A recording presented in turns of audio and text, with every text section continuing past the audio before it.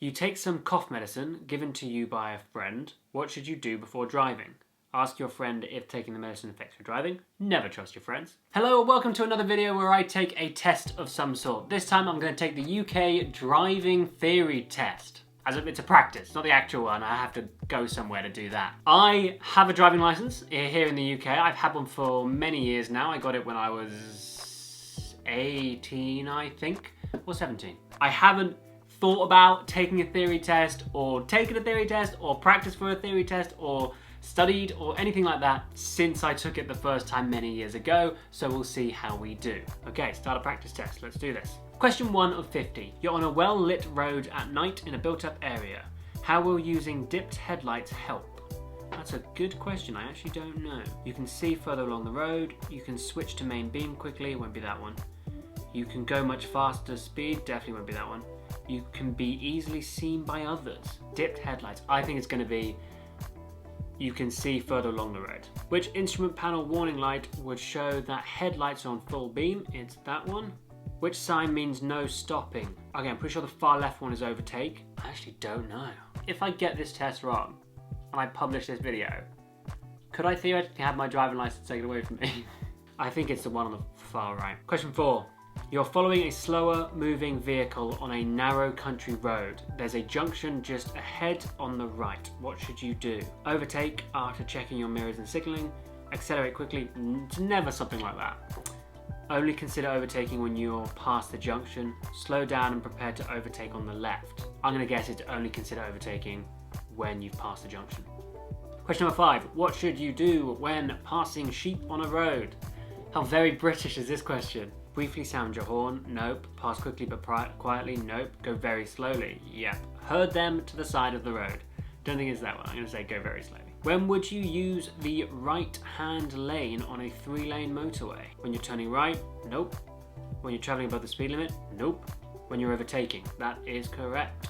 How should you dispose of a used vehicle battery? Bury it in your garden. Take to local authority site, put it in a dustbin, leave it on a waste. Take it to a local authority site.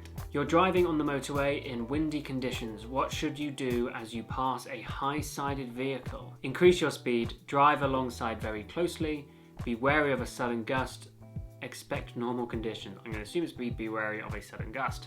You're traveling along a motorway and feel tired. Where should you stop to rest? On the hard shoulder? Nope. On a slip road?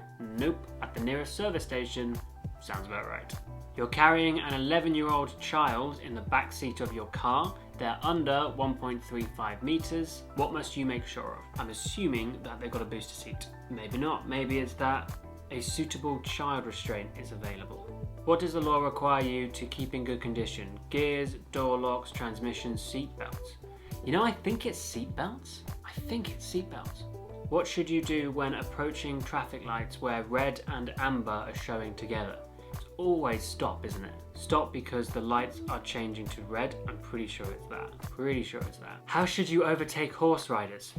Drive up close? Nope. Use your horn? Nope. Speed isn't important but allow plenty of room. Drive slowly and leave plenty of room. What's the main benefit of driving a 4-wheel drive vehicle? Improved grip on the road, shorter stopping distance, lower fuel consumption, improved passenger comfort. I believe it's improved grip on the road. Oh, I'm not good at traffic signs.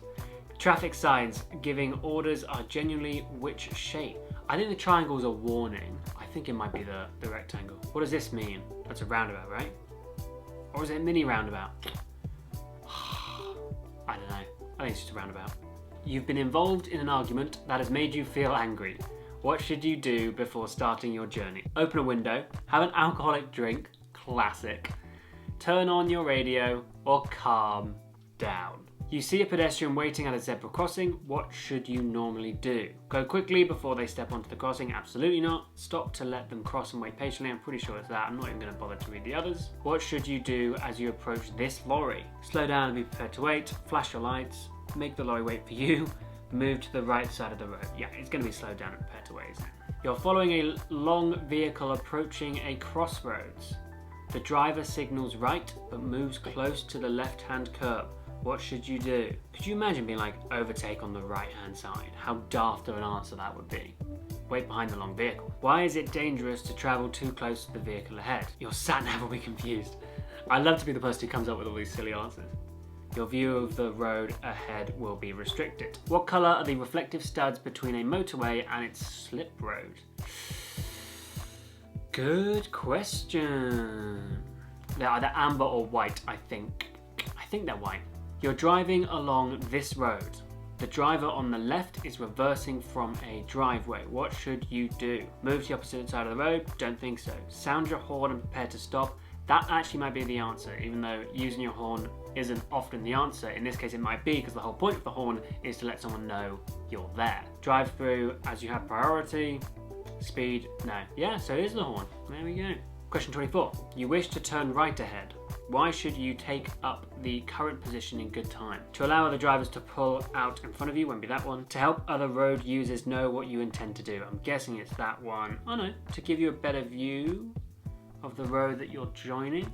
To allow drivers to pass you on the right. I think because it's take up the correct position in good time, I think it's to help other road users know what you intend to do. What should you do when overtaking a motorcyclist in strong winds? Pass closely, pass wide, pass very slowly, pass immediately. It's got to be pass wide, right? You wish to tow a trailer. Where would you find the maximum nose weight allowed on your vehicle's tow hitch? I have no idea, but it's doubt it's in the registration certificate or the highway code or your license document, so it's probably in the vehicle handbook. Why should you allow extra room when overtaking a motorcyclist on a windy day? The rider may turn off suddenly to get out of the wind, probably not. The rider may stop suddenly, probably not.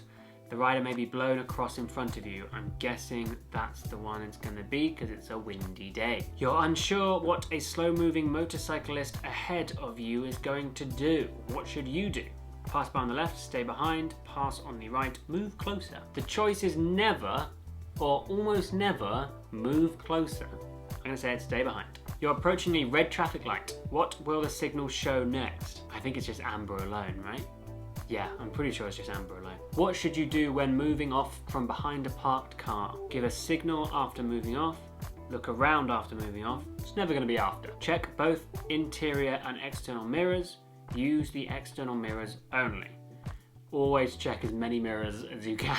You're driving towards this left-hand bend. What dangers should you be aware of? A vehicle overtaking you? Not really. No sign to warn you of the bend? Not really. No white lines in the center of the road. Pedestrians walking towards you. Can I click multiple? No, I can't. Okay. I think it's probably pedestrians walking towards you. You're coming up to a roundabout. A cyclist is signaling to turn right. What should you do? Signal the cyclist to move across. Overtake on the right. Give a warning with your horn.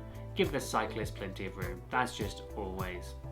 Even if you know what's going on when you're driving, just plenty of room. You think the driver of the vehicle in front has forgotten to cancel their right indicator. What should you do? Flash your lights? Nope. Overtake? Nope. Sound your horn before overtaking? Nope. Stay behind and don't overtake. I'm pretty sure that's the answer, but I feel like at the end of this quiz, at the end of this test, I might get berated for being like, no, you're an idiot. Stop being so precautious, and actually, you will be able to overtake if there's room on the left. But I'm going to stick with stay behind and don't overtake. You've stopped at an incident to give help. What should you do? Keep injured people warm and comfortable. Keep injured people on the move by walking them around. Give injured people something to eat. Give injured people a warm drink. I'm assuming it's keep them warm and comfortable. What should you do when you leave your car unattended for a few minutes? Leave the engine running? Nope. Lock it and remove the key? Could be. Park near a traffic warden? Nope. Switch off the engine but leave the keys in? Wow, that is an easy question. Do you imagine if I get that wrong? You're driving towards a zebra crossing. A person in a wheelchair is waiting to cross. What should you do? Continue on your way. Wave to the person to wait. Wave to the person to cross. Be prepared to stop. The zebra crossing, I'm pretty sure pedestrians have the right of way. So that person in the wheelchair will have the right of way. So it must be prepared to stop. Because I'm always cautious about answers that are like wave to someone, because it's not like an official form of communication, I think, when you're in a car. So I'm going to say be prepared to stop.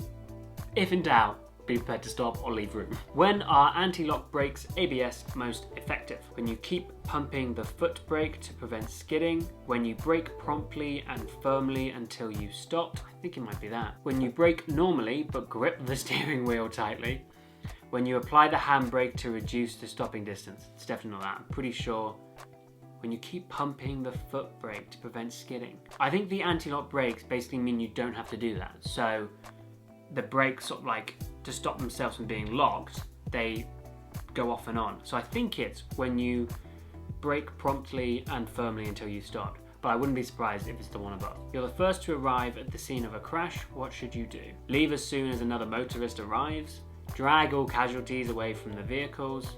Flag down other motorists to help you. Call the emergency services promptly. How can you use your vehicle's engine to control your speed? By changing to a lower gear, by changing to a higher gear, by selecting a reverse gear, by selecting neutral. Technically, yeah, by changing into a lower gear will slow you down because it sort of soaks up some of the engine's energy, I do believe. Question 40. You intend to turn left from a main road into a minor road. What should you do as you approach it?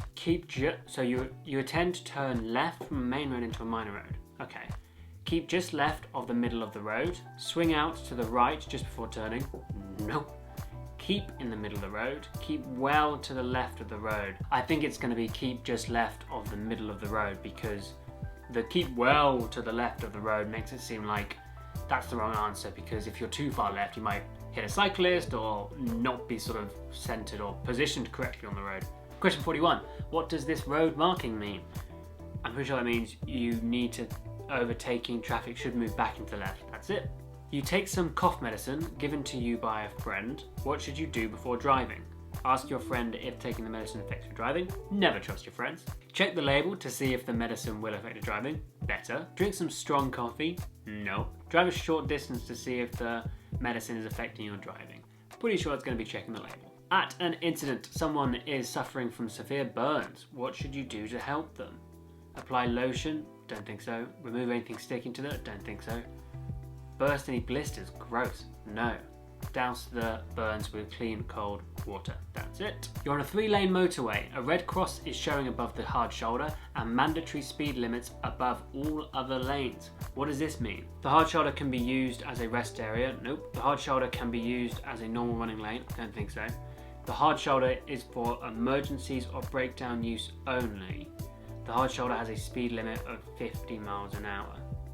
I think so. I think it's the hard shoulder can only be used for emergencies or breakdowns use only, and then all the other lanes have a 50 mile an hour speed limit. You're driving on an open road in dry weather. What should the distance between you and the vehicle in front of you be? Believe it's the 2-second gap. What should you do if your anti-lock brakes warning light stays on? Check the brake fluid level. Check that the handbrake is released. Have the brakes checked immediately. Check the foot brake free play. I think it's either check the brake fluid level or have the brakes checked immediately. I'm going to go ahead and guess it's have the brakes checked immediately. Question 47. You're looking for somewhere to park your vehicle. The area is full except for spaces marked disabled use. What do you do? Are you kidding me? You can use these spaces whenever else is full. You can use one of these spaces as long as one is kept free. You can park in one of these spaces if you stay in your vehicle. You can't park there unless you're permitted to do so. Wow. Could you imagine if someone gets that wrong? You just passed your practical test. You don't hold a full license in another category. Within 2 years, you get 6 penalty points on your license. What will you have to do? I don't know. I'm assuming it's take both. 6 points? Yeah, let's say take both. What does this sign mean? Hump bridge, giggles. Entrance to tunnel, humps in the road, soft verges. I think it's humps in the road. You're approaching a red light at a puffin crossing. Pedestrians are on the crossing. When will the red light change? When you start to edge forward onto the crossing? Doubt it. When the pedestrians push the button on the far side of the crossing? When will the red light change? Nope. When the pedestrians have cleared the crossing? When a driver from the opposite direction reaches the crossing? I'm assuming it must be when the pedestrians have cleared the crossing. Okay, here we go. That was the final question. Let's see how I've done. Yes! Passed it. 43 out of 50 correct. Pretty happy with that result. But I'm also entirely aware that some of these questions are very easy, but I'm still happy that I passed, and passed pretty well. I only got 7 wrong out of 50, so that's a pretty good percentage. Well, there we go. That's another test done and another test passed. Thank you so much for watching this. If you're watching this because you've got your theory test soon, best of luck. Hope it goes well. And yeah, I'm really happy with that result. Thanks so much for watching, and I'll see you in the next video.